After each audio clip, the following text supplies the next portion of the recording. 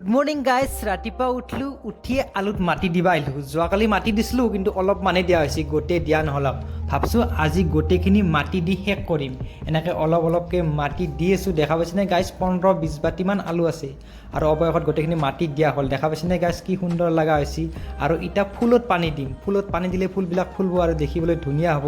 দেখা পাইছেনে গাইজ ধুনীয়াকৈ ফুলত পানী দিলোঁ ফুলত পানী চানী দি উঠি চেণ্টাৰত আহিলোঁ চেণ্টাৰত ক্লাছ কৰিম এতিয়া আৰু চেণ্টাৰত ধুনীয়াকৈ ক্লাছ কৰিলোঁ ক্লাছ কৰি উঠি এতিয়া ভোগ খাম দেখা পাইছেনে পুৰি চব্জি ঠাণ্ডাৰ বতৰত পুৰি চব্জি খাই ভালো লাগে আৰু ধুনীয়াকৈ ভোগ খালোঁ মানে পুৰি চব্জি খালোঁ ভোগ চোগ খোৱা হ'ল ভোগ চোগ খোৱা হোৱাৰ পিছত মই ফাৰ্মাচী আহিলোঁ আৰু ফাৰ্মাচী আহি পাইয়ে যোৱাকালি কটা কমলা আনিছিলোঁ আৰু কমলাটো অলপ বেলেগ ষ্টাইলত কেলালোঁ দেখা পাইছেনে কি সুন্দৰকৈ ৰিঙৰ দৰে মানে ফিটাৰ দৰে ধুনীয়াকৈ কমলাটো কিলে ল'লোঁ আৰু কমলাটো কেলে চেলে লৈ উঠি এক কোৱা মাৰি চালোঁ কি মজা লাগিছে